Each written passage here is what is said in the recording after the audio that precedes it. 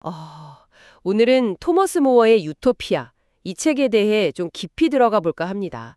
이게 그냥 소설이 아니잖아요. 네, 그렇죠. 당시 사회에 대한 아주 날카로운 비판이면서 또 이상적인 사회는 어떻게 해야 하는가, 뭐 그런 상상이 담긴 고전이죠. 보내주신 자료들 보면서 저도 다시 봤는데 이 책이 어떻게 나왔고 핵심이 뭔지 한번 파헤쳐 보죠. 네, 이게 16세기 초에 라틴어로 쓰였는데 단순한 공상소설은 절대 아니에요. 시대를 초월하는 질문을 던지거든요. 이걸 제대로 알려면 토머스 모어라는 사람이랑 그 시대를 알아야 해요. 법률가였고 또 정치가였잖아요. 헨리 8세 때 활동하면서 그 사회 문제들을 아주 깊이 고민했던 사람입니다. 맞아요. 젊을 때부터 똑똑했다고 하죠. 존 몰튼 추기경 같은 분 밑에서 크고 법 공부하면서도 되게 금욕적인 생활을 하려고 했다고 하고 헨리 7세 때는 왕한테 좀 밉보이기도 했다면서요. 네, 왕이 너무 과하게 요구하니까 반대하다가 좀 어려움을 겪었죠. 그런 경험들이 이 유토피아 집필에도 좀 영향이 있었겠네요. 그럴 수 있죠. 그러다가 이제 헨리 8세가 왕이 되면서 다시 중용되는데요. 1515년에 외교사절로 플랑드르에 파견이 돼요. 바로 거기서 안테메르펜에서 에라스무스나 페터 힐레스 같은 당대 최고 지식인들하고 교류하면서 영감을 많이 받습니다. 이게 유토피아 집필의 직접적인 계기가 된 거죠. 아하, 근데 재밌는 건 책이 2부로 되어 있는데 그 이상사회를 그린 2부를 먼저 썼다는 거예요. 정말요? 그럼 현실 비판은 나중에. 네, 현실 비판을 담은 1부는 나중에 추가했어요. 순서가 좀 특이하네요. 이상을 먼저 그려놓고 현실을 보니 더 비판할 게 보였을까요? 그리고 또 놀라운 게 이게 모어 살아있을 때는 영국에서 출판이 안 됐다고요. 맞아요. 라틴어로 쓰여서 르뱅이나 바젤, 그러니까 유럽 대륙에서 먼저 나왔어요.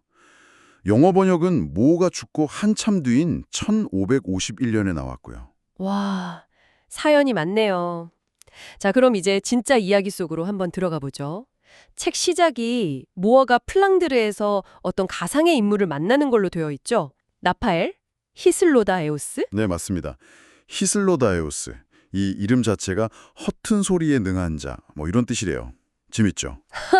이름부터가 심상치 않네요. 네. 이 사람이 자기는 아메리고 베스푸치 항해에 따라갔다가 혼자 남아서 먼 미지의 세계를 여행했대요. 그러다 유토피아라는 이상한 섬나라를 발견해서 거기서 5년이나 살았다고 주장하는 거죠. 모어는 바로 이 사람 입을 빌려서 당시 영국 사회를 아주 신랄하게 비판합니다. 어떤 점들을 그렇게 비판했나요? 자료 보니까 여러 가지가 있던데요. 가장 대표적인 게 그 절도죄에 대한 처벌이에요. 당시 영국은 도둑질하면 그냥 교수형이었거든요. 헉, 너무 심한데요. 그렇죠. 히슬로다이오스는 이게 너무 비인간적이고 사실 범죄 예방 효과도 별로 없다고 봐요. 근본 원인을 해결해야 한다고 주장하죠. 그 원인으로 뭐 전쟁 때문에 일자리 잃은 사람들, 귀족들이 막 겉멋으로 데리고 다니는 수많은 하인들, 그리고 결정적으로 인클로즈 운동을 지적합니다. 아, 그 유명한 양이 사람을 잡아먹는다. 그 말이 여기서 나온 거군요. 네, 바로 그거죠. 양털값이 오르니까 지주들이 밭을 다 목초지로 바꿔버리고 농민들은 살던 곳에서 쫓겨나서 도시 빈민이나 도둑이 되는 현실, 그걸 꼬집은 거예요. 정말 강력한 비유네요. 또 사치나 낭비, 쓸데없는 전쟁 이런 것도 문제 삼았고요. 네, 그렇게 현실을 비판하고 나서 이제 그와 정반대되는 유토피아의 모습을 쫙 보여주는 거죠. 유토피아의 가장 큰 특징은 뭐랄까 사유재산이 없다는 거예요. 사유 재산이 없다고요. 네, 모든 걸 공동 창고에 모아두고 그냥 필요한 만큼 가져다 쓰는 거예요. 거의 공산주의 시스템이죠. 돈도 안 써요. 돈도요. 그럼 금이나 은은요? 금, 은은 뭐 노예들 족쇄 만들거나 심지어 요강 만드는 데 써요. 아주 하찮게 여기는 거죠. 와, 500년 전에 이런 생각을 했다니 정말 파격적인데요. 지금 우리가 아는 거랑은 완전 딴판이네요. 노동 시간도 하루 6시간밖에 안 된다면서요. 네, 일은 딱 6시간만 하고 나머지 시간은 교양 쌓거나 뭐 자기가 좋아하는 공부하는 데 쓰라고 권장해요. 농업을 아주 중요하게 생각해서 모든 시민이 돌아가면서 농사일을 경험해야 하고요. 또 각자 기술을 하나씩은 꼭 배워서 필요한 물건들을 만들죠.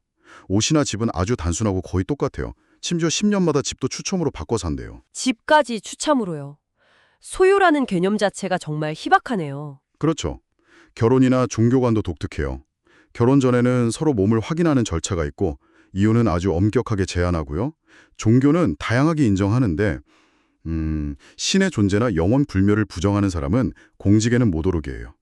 사회 질서를 해친다고 보는 거죠. 전쟁은 싫어하는데 또 필요하면 용병을 쓴다고요. 자국민 피해는 줄이려고? 네, 자폴레타인이라는 호전적인 용병 민족을 고용해서 싸우게 해요. 아주 실리적이죠. 처벌도 사형보다는 노동형을 선호하고 귀족이나 왕 같은 특권층이 없는 사회. 당시 유럽이랑은 완전히 다른 모습이죠. 듣고 보니 플라톤의 국가나 스파르타 영향도 좀 받은 것 같네요. 단순한 상상이 아니라 그 시대의 문제를 어떻게든 해결해 보려는 진지한 고민의 결과물 같아요. 맞습니다. 그래서 유토피아가 지금은 실현 불가능한 이상향이라는 뜻으로 쓰이지만 책 자체는 사회 정의나 평등, 공동체에 대한 깊은 성찰을 담고 있어요. 모어는 히슬로다이오스와의 대화를 통해서 당시 정치의 한계나 군주에게 필요한 조언 같은 것도 이야기하고 있고요. 특히 그 히스로다이오스가 마지막에 사유재산이 있는 한, 돈이 모든 것의 기준인 한 진정한 정의와 행복은 없다고 딱 잘라 말하는 부분이 인상 깊었어요. 그렇죠. 그게 이 책의 핵심 메시지 중 하나죠. 사유재산 제도가 모든 문제의 뿌리라고 본 거예요. 500년 전 이야기지만 오늘날 우리에게도 참 많은 생각을 던져주는 것 같습니다. 오늘 저희가 함께 나눈 이 이야기가 유토피아라는 고전을 좀 새롭게 보는 계기가 되었으면 좋겠네요. 네, 토마스 모어가 그렸던 이상사회는 당시로서는 정말 혁명적인 상상이었죠. 그렇다면 한 번쯤 생각해 볼 만해요.